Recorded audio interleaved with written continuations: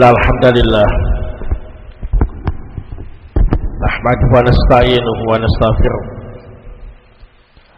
wa na'udzu billahi min shururi anfusina wa min sayyiati a'malina may yahdihillahu fala mudilla lahu wa may yudlil fala hadiya lahu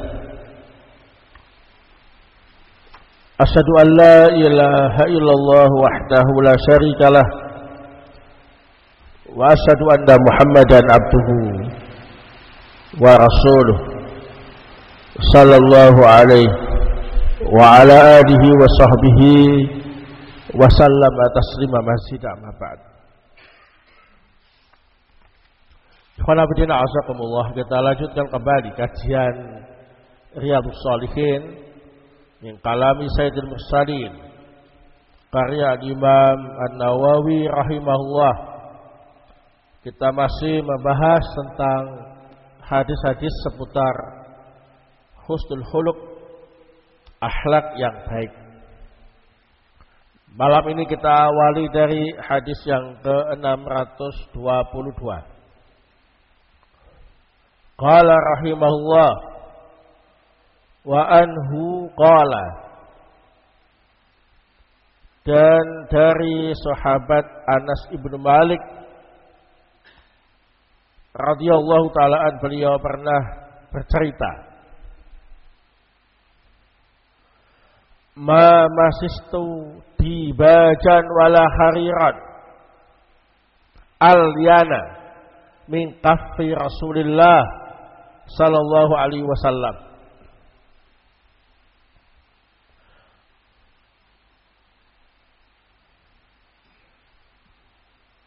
Aku tidak pernah memegang atau menyentuh kain yang terbuat dari sutra, dan juga tidak pernah menyentuh sutra asli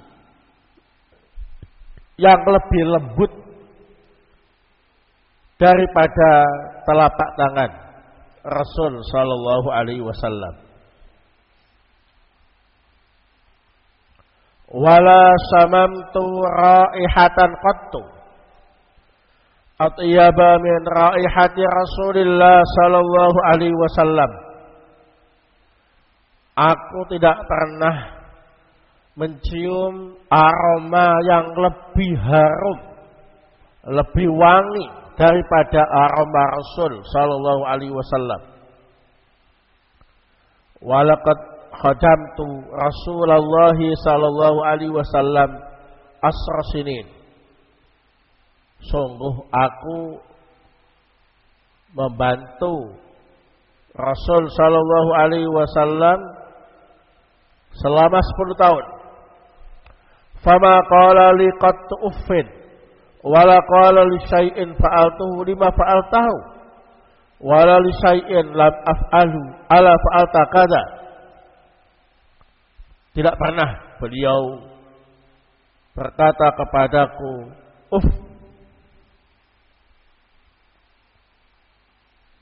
keluhan mengenai tindakanku.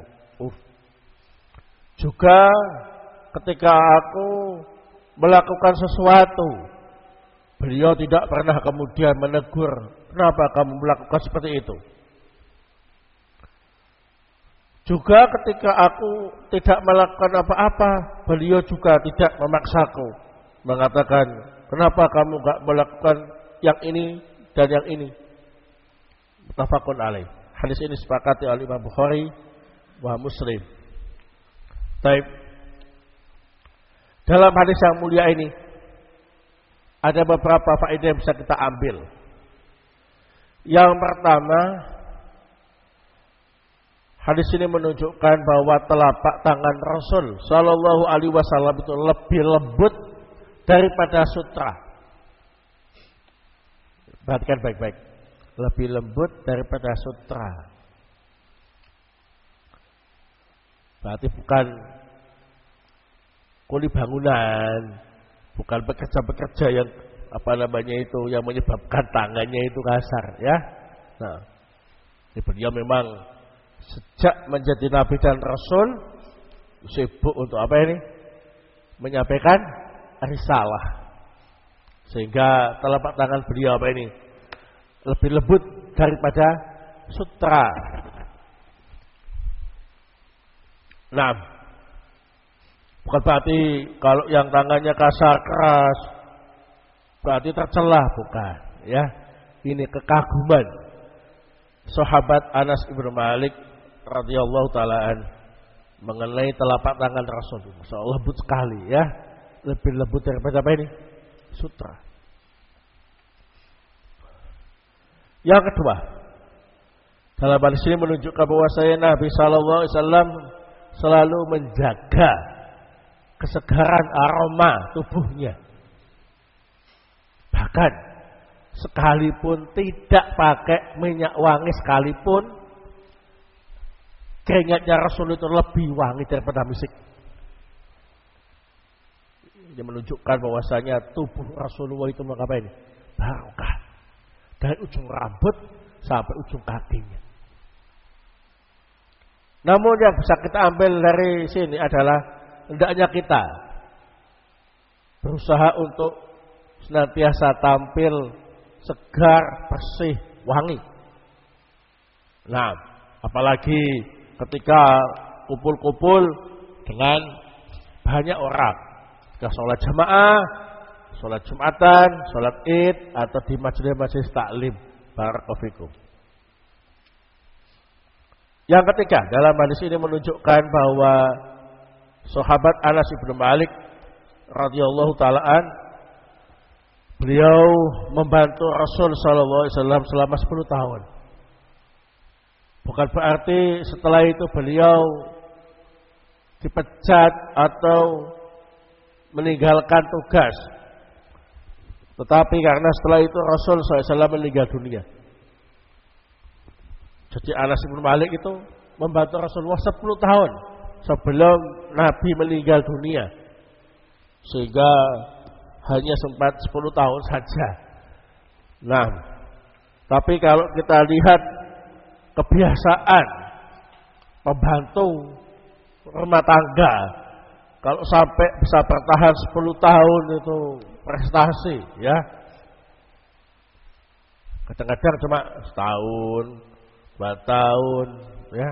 Ada yang cuma sebulan, 2 bulan, ya. 10 tahun, kerasan.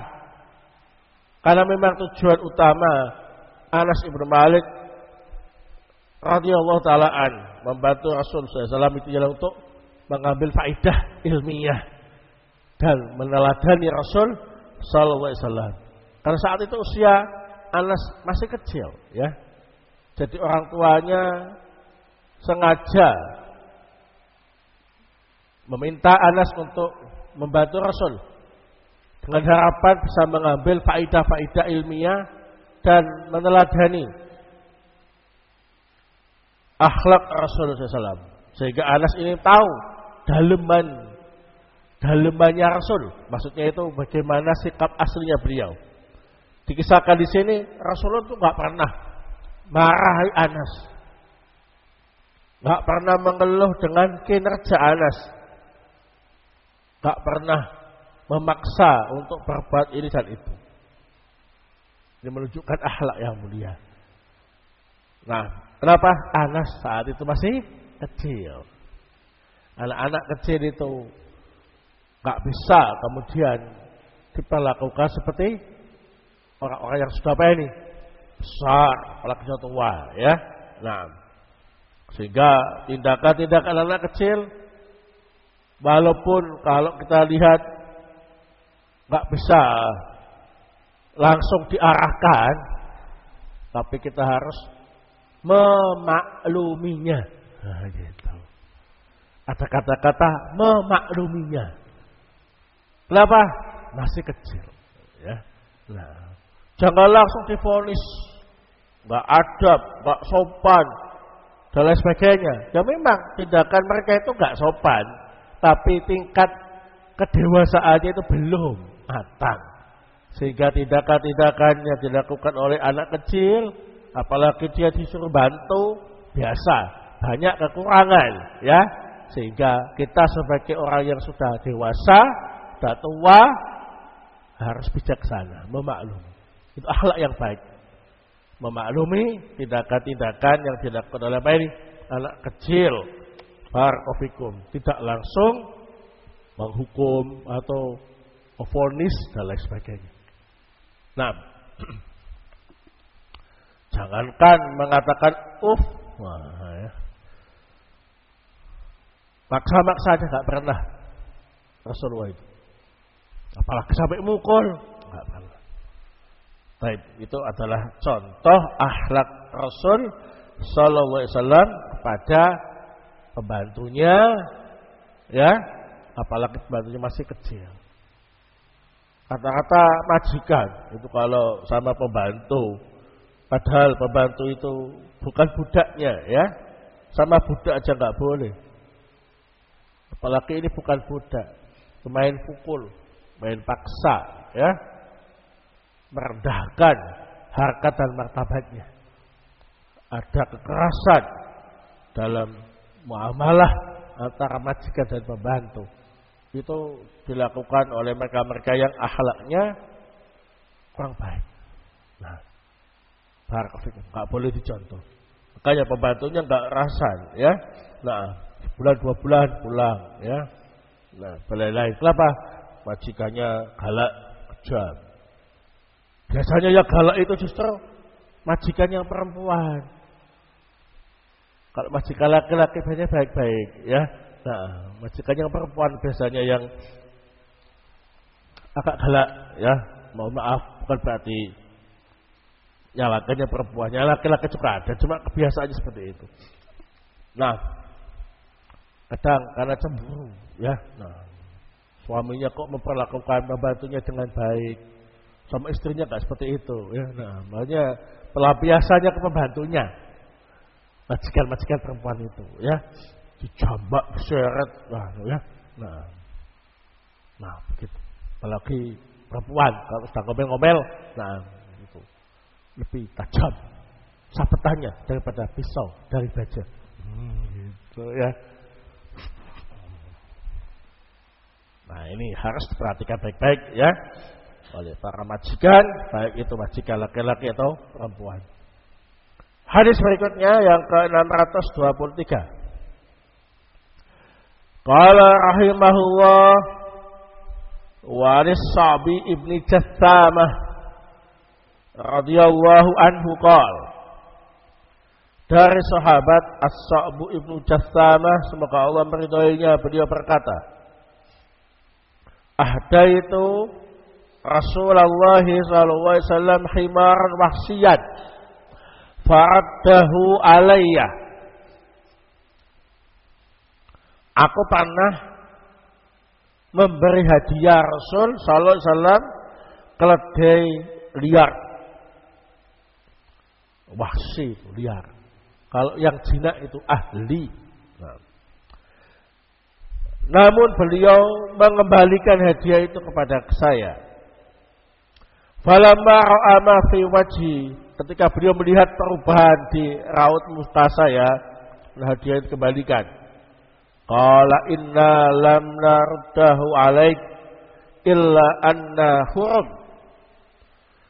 Sesungguhnya kami sebetulnya tidak ingin mengembalikan hadiah itu kepadamu.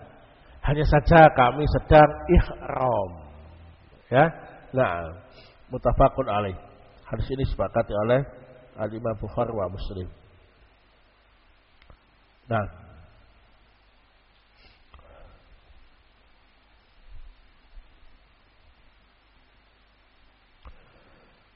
dalam hadis ini ikhwan fillah azakumullah menunjukkan beberapa faidah. Yang pertama, di antara akhlak yang baik yang dicontohkan oleh Rasul sallallahu alaihi wasallam ialah menerima hadiah.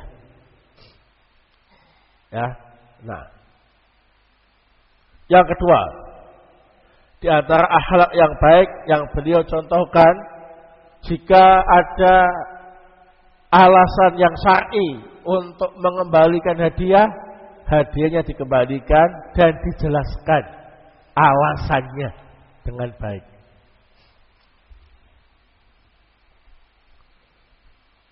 Di sini As-Sa'bu ibnu Jassamah dengan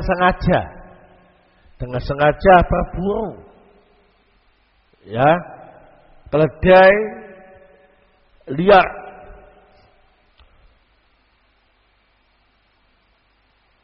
Baik.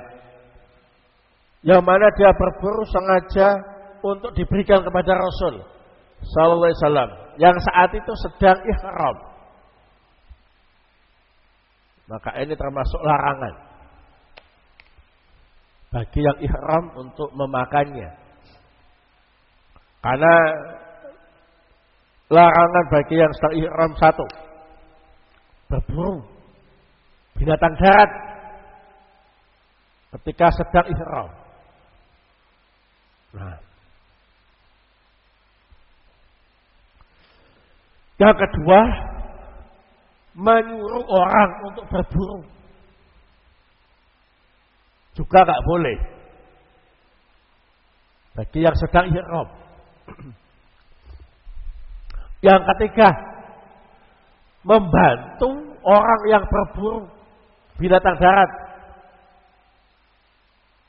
ketika dia sedang ihram, bantu nggak boleh. Bantu nangkap atau bantu menghadang binatangnya atau bantu untuk mensukseskan acara berburu tadi, nggak boleh. Yang keempat, nggak boleh memakan binatang buruan yang memang disengaja untuk dihadiahkan kepada orang-orang yang sedang ihram. Nah, ini khusus ketika sedang apa ini? Ihram, nggak boleh. Nah, itulah sebabnya ketika As-Sa'bu ibnu Jassamah sengaja berburu keledai liar untuk dihadiahkan kepada Rasul yang sedang ihram, Rasulullah menolak, ya, mengembalikannya, menjelaskan, ya, mohon maaf, sebetulnya kami itu enggak menolak hadiah darimu, namun kami sedang apa ini? Ihram, enggak bisa. Kamu sengaja berburu untuk saya, enggak boleh saya memakannya. Nah, setelah tahu, maka sahabat As-Sa'bu ibnu Jassamah tenang, paham. Di sini juga ada faedah barakallahu fikum bahwa keledai liar itu halal. Yang diharamkan ialah keledai jinak. Keledai yang diternak, ya, diternak. Kalau keledai liar itu keledai yang hidup bebas di hutan, tumbuh di hutan, ya. Nah, kalau ada yang bertanya, bedanya apa? Yang jinak sama yang liar, kok ada yang halal, ada yang haram, padahal sama-sama keledainya. Bedanya cuma satunya jinak, satunya apa ini? Liar. Wallahu ta'ala bishawab. Ya, apa saja yang diharamkan oleh Allah Ta'ala dan Rasulnya dan apa saja yang dihalalkan itu sudah keputusan final.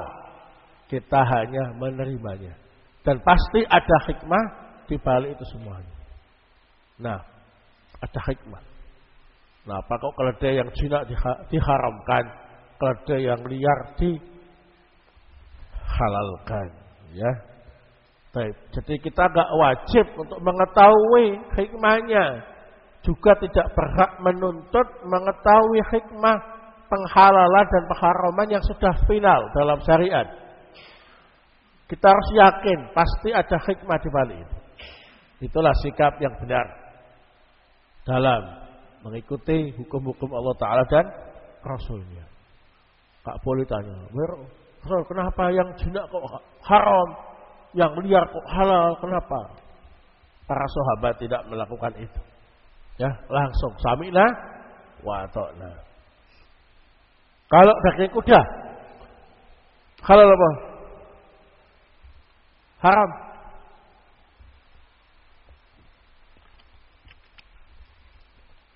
Kalau daging kuda halal, jinak liar halal. Nah, Kalau khimar itu keledai, ya. Ini lebih kecil daripada apa ini? Kuda. Nah, khimar ini panakan antara kuda sama bigol, ya. Nah, memang fisiknya mirip-mirip kuda, ya. Tapi itu bukan kuda. Nah, sehingga harus bisa dibedakan. Kalau kuda halal dimakan, baik yang jinak maupun yang liar. Kemudian dalam hadis ini, ikhwanabitina azakumullah, terdapat faidah betapa para sahabat sangat memperhatikan keadaan Rasul Sallallahu Alaihi Wasallam. Mereka gak tahu hukumnya, ya, langsung ngasih hadiah hasil buruan di tanah haram kepada Rasul yang sedang apa ini ihram. Setelah dikasih tahu, tak boleh. Tapi yang kita ambil faedahnya ialah sisi perhatiannya tadi. Bahwa para sahabat sangat memperhatikan keadaan Rasul Sallallahu Alaihi Wasallam. Mereka berlomba-lomba bagaimana supaya Rasulullah itu apa ini bisa aman, tenang, nyaman, ya, dalam melaksanakan tugasnya sebagai Nabi dan Rasul. Barakallahu fikum. Dalam hadis ini juga terdapat faedah, hendaknya kita harus peka dengan perubahan-perubahan wajah mereka-mereka yang ada di sekitar kita. Nah, sebagaimana Nabi melihat As-Sabu Ibnu Jastamah, wajahnya berubah ketika hadiahnya ditolak. Perubahan wajah menunjukkan rasa kecewa. Nah, maka Rasulullah paham perubahan itu sehingga beliau menjelaskan dengan baik. Kita juga demikian. Kalau kita mengucapkan sesuatu atau memutuskan sesuatu, kok ternyata di antara yang ada di sini mukanya langsung berubah. Nah, kalaupun kita gak bisa membacanya, paling tidak bertanya kepada orangnya, ya. Nah, kenapa kamu kok jadi cemberut, ya? Nah, ada gak keputusan yang telah saya sampaikan tadi yang membuat engkau tidak bisa menerima atau kecewa atau apa? Nah, sampaikan. Nah, gitu. Sehingga kita bisa apa ini? Bisa mensikapi segala sesuatu dengan lebih bijaksana dan tidak sampai melukai hati orang lain. Walaupun kita bukan orang yang sempurna, ya, tapi kita berusaha untuk bisa bermuamalah yang baik dengan setiap orang. Baik. Hadis berikutnya yang ke-624. Qala rahimahullah wa 'an Nawas ibn Sam'an radhiyallahu anhu qala, dari sahabat yang mulia Nawas ibn Sam'an, semoga Allah Ta'ala meridhoinya, beliau berkata, Sa'altu Rasulullah sallallahu alaihi wasallam anil birri wal ismi. Aku pernah bertanya kepada Rasul sallallahu alaihi wasallam tentang ciri-ciri kebaikan dan dosa. Faqala al-birru husnul khuluq. Beliau bersabda, kebaikan itu ialah akhlak yang baik. Wal ismu ma haka fi sadrika wa karihta ayatali alaihin nas. Adapun dosa itu cirinya membikin dadamu ragu dan engkau enggak suka kalau ada orang lain yang tahu perbuatanmu. Rawahu Muslim. Hadis ini diriwayatkan oleh Imam Muslim. Taib. Dalam hadis ini ikhwan fillah azakumullah, ada beberapa perkara yang harus kita perhatikan baik-baik. Yang pertama ialah sabda Rasul sallallahu alaihi wasallam, al-birru husnul khuluq. Kebaikan itu adalah akhlak yang baik. Perhatikan baik-baik. Seolah-olah kebaikan itu hanya akhlak yang yang baik. Padahal kebaikan itu juga ada yang terkait dengan ibadah-ibadah yang lain, ya. Tidak hanya masalah akhlak dan muamalah, ya. Nah, jawabannya, jika sesuatu itu disebut untuk mewakili yang lain, maka ini menunjukkan betapa besar dan pentingnya perkara tadi.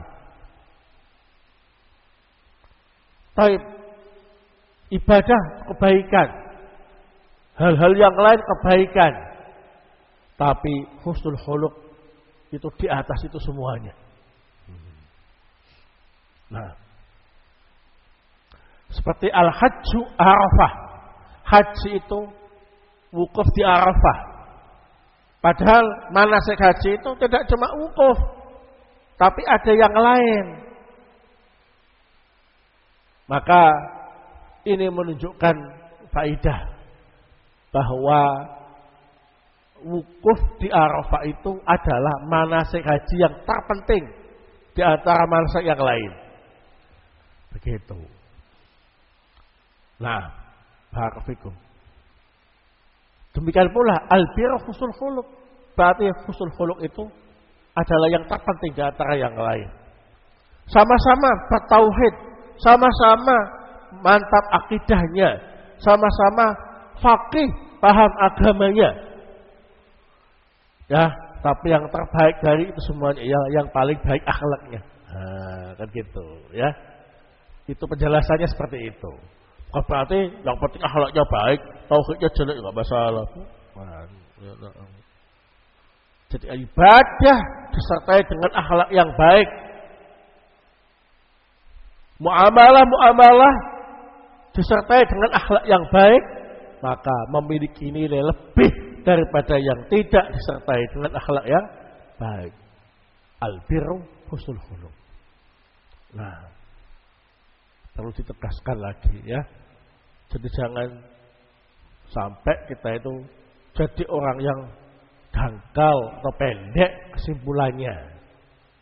Yang penting bermanhaj salaf, yang penting akidahnya kuat, lurus.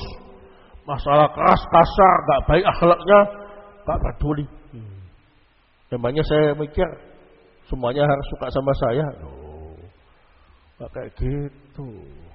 Salah, Mas, ya. Nah, memang betul apa yang engkau lakukan itu bermanhaj salaf, berakidah yang lurus, yang benar, ya, beragama yang kuat. Nah, tapi kalau disertai dengan akhlak yang baik, itu semuanya jadi indah, jadi semakin tinggi nilainya di sisi Allah Subhanahu wa taala.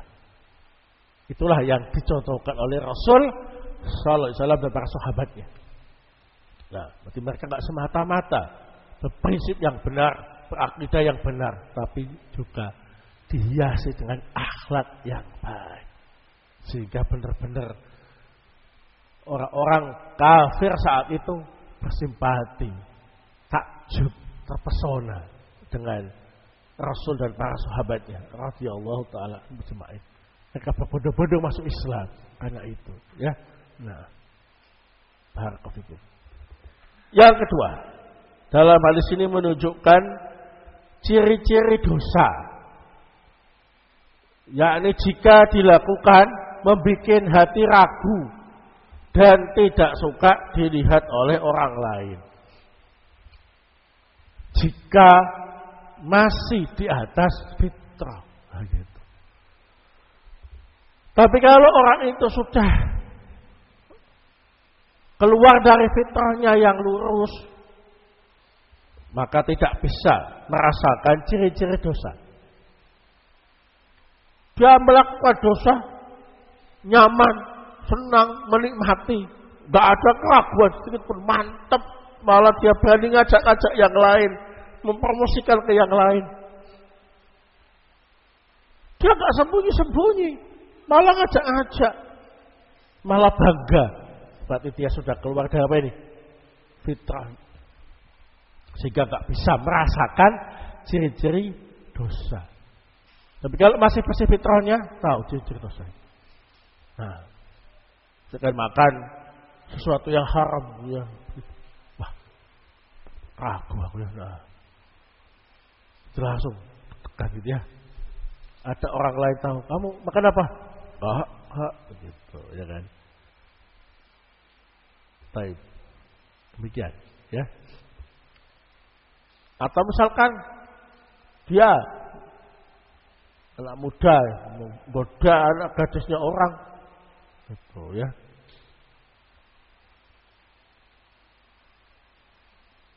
Mumpung sepi, nah, ya kan, masih ragu maju mundur, ya. Tekan. Ada temannya datang, ngapain kamu di sini? Enggak apa-apa, nah, ya. Dia takut aksinya apa ini diketahui, berarti dia masih di atas fitrah. Apa yang dilakukannya itu sesuatu yang tidak baik. Nah, dan masih banyak contoh yang lain. Barakallahu fikum. Kemudian yang ketiga, dalam hadis ini menunjukkan bahwa kalau ada yang bertanya tentang sesuatu yang masih global, maka bisa dijawab dengan ringkas dan jelas. Nah, seperti An-Nawas Ibnu Sam'an bertanya tentang al-bir wal ism. Maka Rasul menjelaskan secara singkat dan jelas. Ya, nah, al-bir husnul khuluq. Ini bukan definisi, tapi untuk menunjukkan bahwasanya akhlak yang baik itu adalah kebaikan yang paling mulia.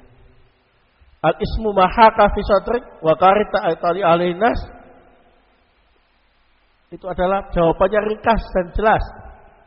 Pokoknya kalau ada perbuatan yang membuat hatimu ragu dan engkau gak suka ada yang melihatmu, itu dosa. Daripada jawab dosa itu 1, ini 2, 3, 4, dosanya banyak, ya nah.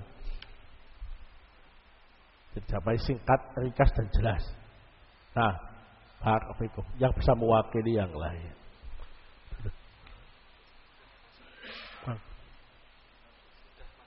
Masuk. Baik. Ini yang bisa saya sampaikan pada pertemuan malam hari ini. Semoga Allah Subhanahu wa taala memberi kita karunia akhlak yang baik dan dijauhkan dari segala perangai yang jelek, sehingga Allah Subhanahu wa taala memasukkan kita ke dalam golongan orang-orang yang baik akhlaknya, yang tinggi derajatnya, baik di dunia maupun di akhirat nanti. Amin ya rabbal alamin. Subhanakallahumma bihamdik asyhadu an la ilaha illa anta astaghfiruka wa atubu ilaik.